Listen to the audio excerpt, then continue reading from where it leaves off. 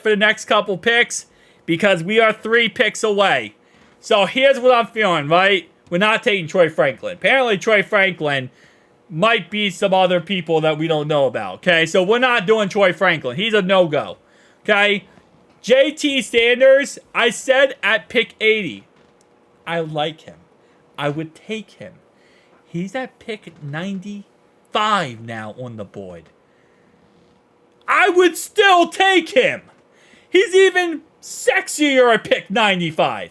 He was sexy at pick 80. I would have took him to dinner. I would have bought him, a nice rosy dress. Now, I'm taking him at pick 97. That would be a great pick to get JT Sanders at 97. I talked about the second round potentially. He's a great pick. Who else is a great pick? Well, thank you for asking. Cedric Van Pran or Mason McCormick. McCormick or Cedric Van Pran. I personally like Cedric Van Pran a little bit more. But either option I think is good. We'll place Cordell Volson, get ourselves an actual offensive guard in there who actually can play good football. Or, if you get Cedric Van Pran, make him center and move Teddy K to left guard, right? Great options there. So, Cedric Van Pran, I like him the best here probably. JT Sanders is also up there on the board. I also like him. I'm not looking at the chat, guys, right now because I don't want you guys to spoil it for me. Just gotta give my live thoughts and opinions. I'm gonna post it on YouTube. Kyrie Jackson, I really like him. He's a really great cornerback in run support. Great coverage corner. All around, really great guy from Oregon. TJ Tampa still on the board somehow. He was supposed to be like a second round pick. I don't know how he's still on the board. Peyton Wilson still on the board. Again, there's not really a pick here that I would be too surprised about. I really like Johnny Wilson because he's 6'7" and 237 pounds. And I wouldn't mind putting him at tight end and just using him on the goal line options. Okay? Johnny Wilson's another option. There's a lot of players I like in this pick. So now, let me find out who the Bengals are going to take and why that player is not the player I thought he was going to be. Who are you taking, Bengals? Who's the guy that I did not just list off right there? Okay, well, the Bills are still on the clock. But still, okay. I got some time to breathe. I thought the Bills already took, okay? So the Bills are going to take a wide receiver, probably. No, they're not going to take a wide receiver. What's wrong with Troy Franklin? Who's going to take Troy Franklin? The mystery of the draft is who's taking Troy Franklin. No, I don't know who the Bills are going to take. But at the end of the day, they might take offensive line, actually. I hope they do not take offensive line, man. Bills, don't be that team.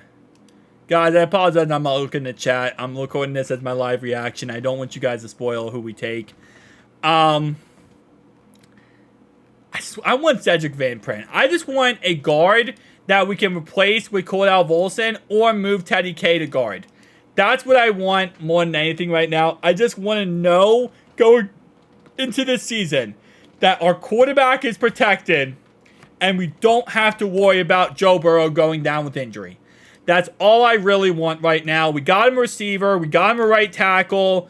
We already have, obviously, Trent Brown. I just want to know that my quarterback is not going to be on the ground and destroyed. Again, guys, I apologize. I'm not looking at the chat. All right, so the Bills took Dwayne Carter, Duke Blue Devils. Duke Blue Devils. Okay. Jags are on the clock, and then we're on the clock. All right. Ja'Tavion Sanders is going to be available at pick 96 when he is ranked 43rd. This is one of the situations where it's like, I don't know at the Bengals how you don't take him. You clearly need a tight end behind, like, listen, okay? You got your starting tight end, who's Mike. You got Drew Sample. You got Tanner Hudson. But you need a tight end for the future. And Ja'Tavion Sanders could be that tight end for the future. I really like Ja'Tavion Sanders in this pick. He's still on the board. He was supposed to be a second-round pick. You have really good high upside with him. I don't see how you don't take him here. I really don't see how you don't take him here. Cedric Van Pran is also a really good option. You're not taking Troy Franklin. If they take Troy Franklin, I'm walking out of this room right now. If they take Troy Franklin, I'm walking out of this room right now, no questions asked. And I might not come back in. I might just leave the stream on for 48 hours until tomorrow's draft, and we just start up tomorrow's draft right here. Because, come on, man. I don't know how I feel. Come on, just pick your pick, Jacksonville. Pick your pick, Jacksonville. I looked at the chat for 1 second and I saw that someone said Troy has cooties. Is that confirmed? I need like a source. Did Adam Schefter post that? Troy Franklin has cuties and that's why he simply will not get selected. Bro, Jacksonville. Just pick your pick. So I know who you have. So I know who we can get. Because I'm really do not see how we don't go with Cedric Van Pran or go with McCormick or go with Jatavian Sanders. You know what we're going to go with? I'm going to tell you right now, before this even happens, we're going Ray Davis. I'm going to tell you right now, Ray Davis is the pick. I have this feeling that Ray Davis is this pick. With how weird that last pick was with Burton, I feel like this pick is going to be Ray Davis. It's going to be Ray Davis, running back from Kentucky. He's 24 years old. He can catch the ball, and he's a really good receiver and a running back. And this would be the random pick that we would get. Is Ray Davis from Kentucky. I feel like that's the pick. And if Jacksonville does not pick, I am flying down to Florida tomorrow. Jacksonville. Jacksonville. Pick your pick. We are at the end of the third round. You should have a 60-second shot clock. This man should have a 60-second shot clock to pick his pick, to pick their pick. And nobody should have more than 60 seconds in the end of the third round. If you're doing a fantasy football draft, you don't get that long in the 6th, 7th round, okay? You get like 10 seconds.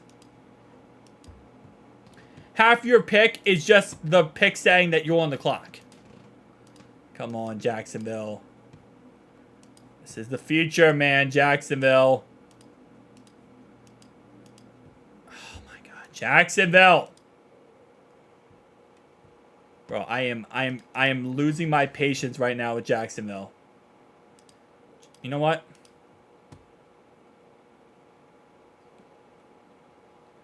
Oh my God! Jacksonville took Troy Franklin. Who'd they say we got? They say we take TJ Tampa.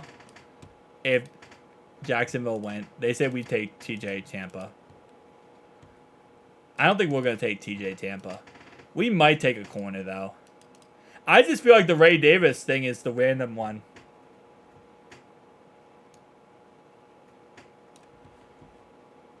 I just looked at the chat again, and all I see is the Bengals are going to trade up. What am I even seeing in this chat, guys? How is my peripheral vision going to be, we're going to trade up in this draft? Christopher Smith, respond to that. How are we going to trade up? In what way? We're going to trade up with Jacksonville?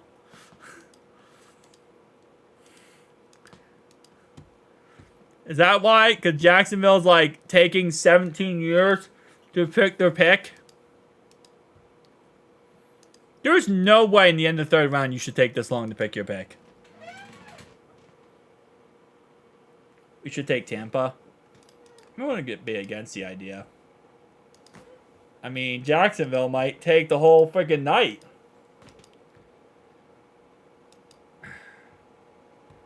All right, Jacksonville took cornerback Jorian Jones. All right, give us JT Sanders. Give us JT Sanders, baby. Come on. Zach, put the pick in, Zach. JT Sanders from Texas. We already know this pick. JT Sanders from Texas. We're going to get ourselves a tight end. We didn't draft one last year. We're going to draft one this year. Come on, Zach. Just put it in the pick. We're not going to be Jacksonville about this. Zach? Zach, you there? Hey, buddy. Buddy, just put it in the pick, okay? JT Sanders, right here. That's all you got to do. put in that pick right there. Or Cedric Van Pran. And don't pick Ray Davis. He's going to pick Ray Davis. I have this random feeling he's going to pick Ray Davis. Do not pick Ray Davis. Bro, I have like this really bad sneaking suspicion this is Ray Davis. I'm not looking at the chat because you guys are probably spoiling it. Even my peripheral vision refuses to look at the chat. One of these times I refresh, it's going to show me Ray Davis, and I'm going to scream. Eventually, it's going to show me. Unless we trade down, which is always a possibility.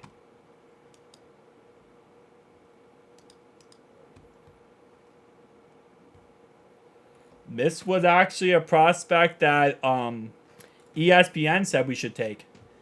I actually made a video about this guy and did a whole prospect breakdown of him.